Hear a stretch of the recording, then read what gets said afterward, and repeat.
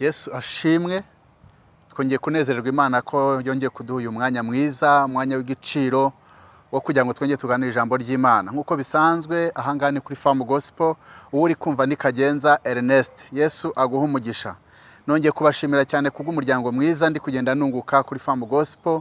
Numunezero mwinshi kuri mukora subscribe, biranezeza kuko dushaka kubona abantu bari kumwe natwe turi kumwe ijambo ry'Imana, kandi zira comment zanyu nizigiciro kuri njyewe. Imana ibaho umugisha. Ndashimira cyane abantu muri Faith Acts Ministries. Icyo ni cya gice cyita ku by'umubiri, cyangwa se cya gice cyita ku kwita ku bantu b'Imana. Muzi ko ivuga butumwa dukora ari ryo kuvuga ubutumwa mu magambo tukavuga, ariko tukagira n'ivuga butumwa ryo mu bikorwa. Turabashimira rero abantu bamaze iminsi bari gutanga amafaranga yabo, ubutunzi bwabo, turi gutanga amafaranga yacu kugira ngo tugurire ibikoresho abana bagiye ku ishuri. Yesu abaho umugisha. Imirimo myiza muri gukora ibizibukwa ku munsi w'amateka. Imana irayibuka ikagira ibyo ukora ku ruhande rwawe. Ntabwo tuba turi guhamba imbwa, twamaze kumenya yuko gusevinga neza cyangwa se kubika neza ari ukubika aho inzige zitabasha kugera, ari ukubika aho imunyu zitabasha kugera, ari ukubika ahantu mu bwami bw'Imana. Yesu abaho umugisha, Yesu abiteho cyane. Uyu munsi tugiye kuganira ijambo ry'Imana nahaye umutwe wo gusenga. Ushobora guhita uvuga ngo kuki uyu muntu avuze ngo gusenga kandi mu by'ukuri dusanzwe dusenga. Ndagira ngo nkubwire mwene data, ndagira ngo wongere usenge, twongere dusenge bundi bushyashya, kandi twaguke mu gusenga kwacu. Nitumara kumva neza iri jambo ry'Imana turakuramo umukoro, turakuramo icyo dukwiriye gukora kiruta icyo twajyaga dukora. Yesu atugirire neza. Ubundi kubera icyo umukristo asenga, ubundi kubera icyo umuntu w'Imana asenga, hari inyungu nyinshi dukura mu masengesho, turaza kuzisubiramo muri aya magambo tugiye gusoma aha ngaha. Yesu abaho umugisha. Mureke dufatanye gusoma ijambo ry'Imana riri muri Yakobo ibice 5 umurongo wa 17. Haranditse ngo dore Eliya yari umuntu umeze nkatwe, asaba cyane ko imvura itagwa. Imvura imara imyaka 5 n'amezi 6 itagwa. Dusubiremo. Eliya yari umuntu umeze nkatwe, yarameze nkawe wowe unkurikiye, yarameze nkanjye njyewe uri kukubwira aya magambo.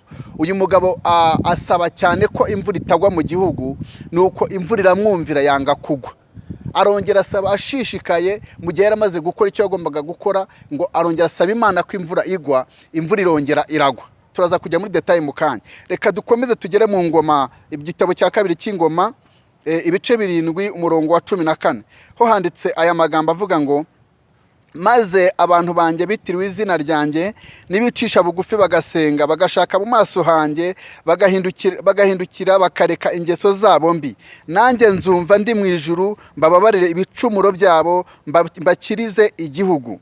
Noneho dukomeze 7:13 handitse ngo nindamuka nkinze ijuru imvura ntigwe, cyangwa nintegeka inzige ngo zone igihugu, cyangwa ninohereza mugiga mu bantu banjye. Ubwo nsoreje kuri 13 nabanje 14. Nsoreje kuri amagambo avuga ngo nindamuka nkoza ibingibi. Nibyo Imana yarimo kuvuga. Nindamuka nkinze ijuru. Aya magambo yavuzwe ryari? Aha ngaha ni mu ngoma, hani mu gihe Samuel umukozi w'Imana cyangwa se umwami wa Isiraheli, mu gihe yaramaze kubaka urusengero rw'Imana, ararweza, akora imihango itandukanye yagengaga inzu y'Imana kugira ngo yere. Arangije atamba ibitambo, akora imirimo myinshi.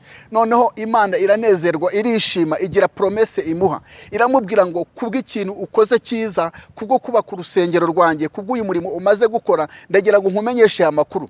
Umuntu wese uzaramuka asenze mu izina ryanjye, mu gihe nzaba narakinze ijuru nta byo kurya abantu bafite, mu gihe nzaba narohereje inzige abantu bakabura ibyo kurya, ubuzima bukamera nabi, cyangwa se mu gihe nzateza indwara zikomeye, mu gihe nzohereza mugiga, hakabaho ibintu bikomeye cyane mu gihugu, umuntu witiriwe izina ryanjye naramuka asenze yerekeye iyi nzu, njye ndi Uwiteka Imana, nzakora igitangaza, ibyo bihano nzabikuraho.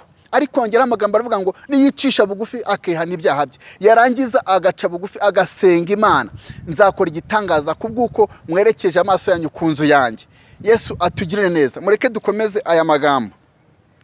Reka nsoreze muri Daniel ibice 10 umurongo wa 12. Ho haranditse ngo ahera ko arambwira ati witinya Daniel, kuko uhereye ku munsi watangiye gushishikarira gusobanukirwa no kwicisha bugufi imbere y'Imana yawe, amagambo yawe yarumviswe kandi niyo anzanye.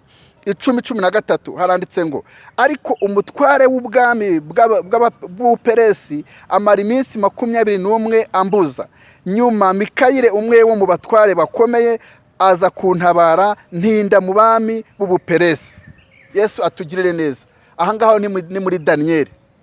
Ngiye kuvunagura aya magambo nsomye aha haruguru, nongera ndi kugushishikariza gukunda gusenga Imana n'inyungu ukura mu gusenga Imana. Ubundi ugomba kubanza kwibaza kubera iki ukeneye gusenga Imana, kubera iki nkeneye gusenga Imana, kuki nkuriye gusenga ku rwego ruto rwo nsanzwe nsengaho. Yesu atugirire neza. Ngiye kubisamarayizinga inyungu zo gusenga. Inyungu ya mbere, gusenga kuvamo ibisubizo. Mu gusenga niho turemera ahazaza hacu, ndetse tukanakuraho ibibi Satani yashyize ku buzima bwacu. Iyo tuje imbere y'Imana turi gusenga Imana, twebwe twohereza isengesho aho twe tutabasha kuba twagera. Uyu munsi turi muri 23, turi umwaka muri 2023. Uyu munsi mpagaze aha ngaha mbasha gusengera imyaka yanjye 50 iri imbere. Mu myaka 50 iri imbere nkategeka ibizahabera. Kubera gusenga kwanjye ni ibintu biri spirituel, ni ibintu bitabasha gufatika. Ngewe ndi umuntu nzasaza, nzava mu isi, ariko isengesho nsenze uyu munsi cyangwa se nasenza hashize ryo rizagumaho, rizakora bya bindi naritumye. Imana ishimwe cyane. Imbaraga zo gusenga Imana bitera imbaraga umuntu mu gihe yamaze gucika intege. Hari igihe wumva mu bugingo bwawe imbaraga zimaze gucika, ukumva mu byo kwizera kwawe hari imbaraga zimaze gucika. Ariko iyo wibutse kucitsa intege ugasenga Imana, ugatera ivu kongera ugasenga Imana bundi bushya, iyo usenze Imana irongera ikagarura bya bihe byawe kagungu zari zarariye, irongera ikagarura za mpano z'Umwuka Wera zari zaragiye. Iyo uteye ivu ugasenga Imana, Imana irongera igakora ibitangaza, ubuzima bwawe bukongera bukaba refreshed, ubuzima bwawe bukongera bukamera neza. Imana ishimwe. Ikintu wari waragezeho mu gihe cyashize kikaza gusubira inyuma. Iyo usenze Imana, Imana irongera ikarifreshinga, ikagarura ibyawe byari byaragiye. Yesu atugirire neza. Imbaraga zawe zishobora kuba zicitse uyu munsi, ariko niwongera ugasenga Imana urongera uhabwa imbaraga. Iyo usenze Imana mu gihe wacitse intege, uri kugenda ubona intege nke ziri kugutera kujya mu byaha, ndagira ngo nkubwire ngo iyo utagira gusenga Imana, hari igihe kigera ugatangira guca amazi byari ibyaha, ugatangira gukora utwaha dusa n'aho utwaha dutoya tubita ngo ni inyongobezabugingo. Mujya mwumva abantu bari kwaturanga Imana imbabarire gukora ibya by'inyongobezabugingo. Burya aba ari itangira ryo kugwa k'umuntu, kubera icyo byita inyongobezabugingo, ariko bakabyoroshya. Burya niba ubugingo bwawe bwabyongobeye, already nta bugingo uba ufite. Buriya biriya byaha nabyo ni ibyaha bikomeye, ntabwo aricyo nshaka gutindaho cyane. Ariko hari igihe kigera ukumva ko utangiye gucika intege, ugatangira kunegurana. Uyu munsi ugahura n'abantu, ugatangira kujya mu bantu bari kunegurana, ejo bundi ugasanga ukoze utuntu tw'udufuti dutoya gutya.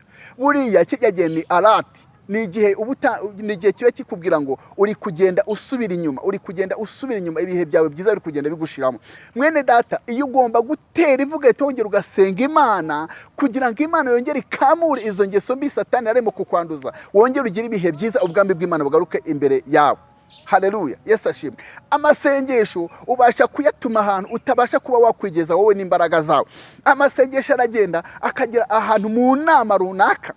Wasenze uyu munsi kubw'ikintu gikomeye, usengera ikintu, ukohereza amasengesho mu nama zifatirwamo ibyemezo. Isengesho usenze riragenda rikicarana n'abandi bari mu nama. Isengesho usenze rikagenda rikakorompa imayindi zabo, rigashyiramo ibyo wasengeye. Ntabwo wabasha kubyumva neza hari. Rege nkubwira ngo isengesho ryo ribasha kurema atmosphere mu manama utemereye kuba wageramo, rikagera rigakora ibintu, hagafatwa imyanzuro iri en faveur n'isengesho wasenze kubera gusenga kwawe. Rege nkubwira ngo isengesho riri spirituel, wowe uri umuntu uri physique. Iyo usenze nibwo ubasha kurema ubuzima bw'ahazaza. Iyo usenze nibwo ubasha gukuraho imyanzuro Satani yashyizeho. Imana yageze kubwira Yeremiya imubwira ngo naguhamagare kugira ngo uze utere ariko urandura. Nukuvuga ngo mu gusenga kwawe ubasha kurandura ibyo umwanzi yateye ku buzima bwawe, ubasha kurandura karande Satani yashyize ku buzima bwawe, ubasha kurandura ibintu byose Satani agenda ashyira ku mibereho yawe, ariko ubasha gutera imbuto nshyashya. Isengesho ryawe niho ubasha guterera imbuto nshyashya, niho ubasha kuremera. Haleluya. Yesu ashimwe cyane. Imana irarema, ariko nawe isengesho ryawe kuko ari amasengesho aturuka ku Mana ubasha kurema. Yesu aguhe kurema mu izina rya Yesu. Imbaraga z'Imana zikuzeho, ubashe kurema, ubuzima bwawe bube mu buzima bwo kurema. Imana ishimye. Isengesho ni ikintu nabonye ushobora kuba watwerera umuntu. ntabwo nzi neza niba wumva icyo mvuze. Isengesho ubasha kuritwerera umuntu, ujya wumva umuntu ukaba ugiye gusenga, umuntu akakubwira ngo mwene data umfashe unsengere, hari n'utakubwira ngo unsengere wowe ukamusengera. Uyu munsi nshobora kubona ufite ibibazo runaka, ngasenga Imana nkagutwerera isengesho, ibibazo bikavaho. Njyewe ubwanjye ntabwo nari kubasha, unanifite ubushobozi, nta capacity nanifite yo kuba nakemura ibibazo ufite, ariko kuko ngusengeye ibyo bibazo bivanwaho. Isengesho ribasha gukiza uburwayi. Mu gusenga Imana ushobora gukiza uburwayi bwa kanseri. Mu gusenga Imana wakuraho ibyorezo bya sida. Mu gusenga Imana wakuraho indwara zikomeye bita ko ari indwara ziri hereditaire, wakuraho za asima. Mu gusenga Imana wakuraho ibintu byose bikomeye utabasha wowe nk'umwana w'umuntu. Nuko ngo isengesho riragenda rigatransforma, rigahinduka muganga, rigakiza. Ari isengesho, atari ko muganga yakuvuye, wowe ugakira kubera ko wasenze Imana. Mwene data, gusenga Imana niho harimo package y'ubuzima bwawe. Gusenga Imana niho harimo ubuzima bwawe. Nureka gusenga uzahonyoka, sinzi uko nabyita. Nureka gusenga avenir yawe izavaho. Nureka gusenga uzajya ubona ibintu bimeze nk'abiri kukwituraho. Twasomye amagambo ahangaha muri Daniel, ngo Daniel ngo yafashe ngo umwanya wo gusenga Imana, yaramaje kugira ngo uyerekwa, ngo abona ngo ni intambara ngo izatera mu gihugu cyabo, ngo abona ngo ni intambara izagira effect negative cyane ku gihugu cyabo. Ngo arangije agira agahinda kenshi, ngo afata umwanya wo gusenga amasengesho y'iminsi 21. Ngo nuko ngo arasenga, natangaye ngo yarasenze umunsi wa mbere, asenga uwa kabiri, ageza ku munsi wa 21, ntayerekwa, ntajwi, nta kintu Imana imubwiye. Ngo amaje kuyavamo mu masengesho 21 uze kuza gusoma ndetse uraza kubibona. Ngo nuko ngo ageze ku munsi wa 24, amasengesho yari yararangije ku munsi wa 21, ageze ku munsi wa 24 ngo arimo ngo gutembera, ngo ari ku nyanja. Ngo nuko ngo agira ngo iyerekwa, nibwo Imana ngo yohereje ngo marayika w'Uwiteka, ngaraza ngaramubwira ngo kuva cyagiye watangiraga gusenga, ngo Uwiteka ngo yakuntumyeho, ngo ariko ngo nje ngo nzanye ngo ibisubizo bya cyangwa nje kuvugana nawe. Ngo nuko ngo imyuka mibi y'ubuperesi ngo irampagarika, ngo barampagarika, ngo ngomeza kurwana nabo, ngo nanirwa kukugeraho. Ngo ariko ngo Uwiteka Imana ngo yohereje ngo Mikayire, Imana ishimwe cyane, ngo Imana ngo yohereje ngo marayika ngo ukomeye ngo witwa Mikayire, ngo niwe ngo waje ngarwana ngo urugamba. Bivuze ngo hejuru y'iminsi 21, uribuka ko urumva yuko marayika yamugize ku munsi wa 24. Bivuze ngo harimo umunsi wa 22, umunsi wa 23, umunsi wa 24. Bivuze yuko uyu mumarayika waje w'intambara nawe yarwanye iminsi igera kuri 3 kugira ngo message igere kuri Daniel. Yesu ashimwe. Ndagira ngo ubwire ngo gusenga Imana bibasha gukuraho ikirere Satani yashyizeho, bibasha gukuraho ikirere umwanzi yashyizeho gituma utabasha kubona ibisubizo byawe. Yesu atugirire neza. Hari umuntu wavuze ijambo ryiza, aravuga ngo mu gihe uzabona utagifite, udashaka gusenga, ufite intege zo gusenga, ngo ni arati, ngo ni ikimenyetso kigaragaza ko ukeneye gusenga Imana. Kubera iki bimeze gutyo? Impamvu ufite intege zo gusenga Imana nuko mu ijuru hari ikintu bateguye kugukorera. Mu ijuru hari igitangaza baguteguriye. Mu ijuru hari ibintu bikomeye Imana yofarinze ku buzima bwawe. Ariko kuko Satani yabimenye mbere yawe, kuko Satani yamenye ko hari gift, hari kado Imana yohereje ku buzima bwawe, yarabitangiriye mu kirere, byahagaze mu kirere, birasaba ikirere, birasaba ngo usenge kuko uri mu ntege nke zo gusenga. Kubera ko Satani yarabimenye, aragenda arabihagarika, agushyira mu ntege nke zo gusenga kugira ngo utabasha kubimanura. Ibintu byacu ni urugamba. Ndagira nkubwira ngo gusenga ni intwaro Imana yahaye abera, nubwo batakunda kuyimenya neza, ariko ni intwaro Imana yahaye abera izajya ibafasha kugira ngo ubutumwa bw'Imana bubagereho, izajya ibafasha kugira ngo iby'Imana yabateganyirije bibashe kubageraho. Ni intwaro Imana yatanze, ni ramforo Imana yatanze, kuko ijambo ry'Imana rivuga ngo musabe muzahabwa, mukomange muzakingurirwa, mushake muzabona. Kubera iki harimo ayo magambo ngo ugomba gushaka? Ni ukuvuga ngo ukeneye guhamagara Imana, ukeneye gusenga, ukongera ugasenga, ukongera ugasenga, imbaraga z'Imana zigakora ibitangaza ku buzima bwawe. Imbaraga z'Imana zigakuraho ikirere kibi Satani yashyizeho, ubwami bw'Imana bukohereza gift Imana yakugeneye mu izina rya Yesu. Yesu atugirire neza.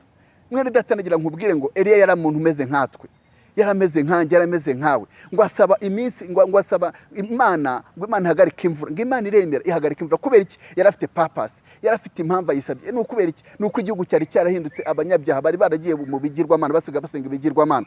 Asenga cyane ngo Imana ihagarike kugira ngo babone imbaraga z'Imana. Imana irangije avuga ngo uyu muntu ntabwo ari kubw'inyungu zindi, ni inyungu z'umurimo wanjye, ihagarike imvura.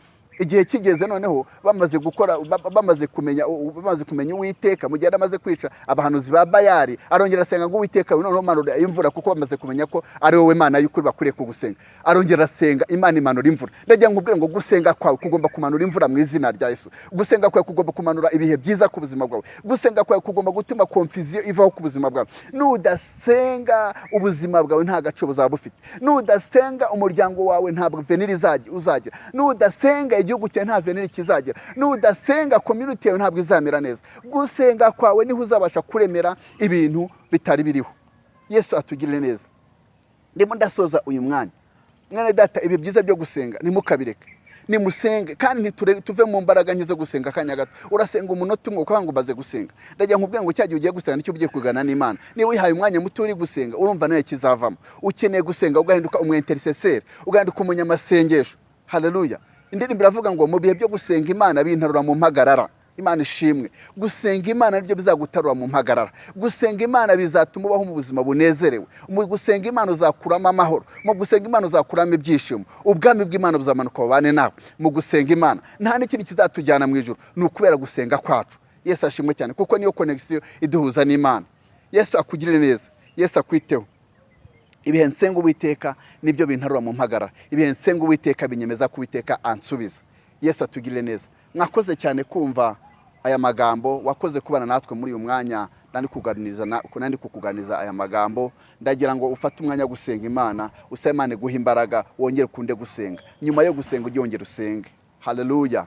Imana izakugirira neza, izaguha imbaraga, kandi ibintu byawe byose bizamanuka kubera gusenga. Yesu akugire neza. Reka dusenge Imana dusoze. Mwami Yesu, ndagushimira ku bwa mwene data umvishije aya magambo. Ndagusabye ngo umugirire neza, umukundishe gusenga, muhe gushakisha ukuntu yasenga. Mu gihe yumva ko adashaka gusenga, Mwami Yesu muhe imbaraga zo gusenga mu izina rya Yesu, kuko hari ibintu byawe bikomeye uba wateguye ku buzima bwe Satani aba yafunze. Ariko Yesu nakunda gusenga azabimanura, bizabasha kumugeraho. Urakoze kuko ubyumvishije, urakoze ko wihesheje agaciro isengesho rye, kandi urakoze ko Mwami Yesu connection y'amasengesho uyishyizeho ku bantu bawe. Izina ryawe nirihimbazwe. Ciao ciao mwene data, wakoze cyane kubana nanjye. Amen.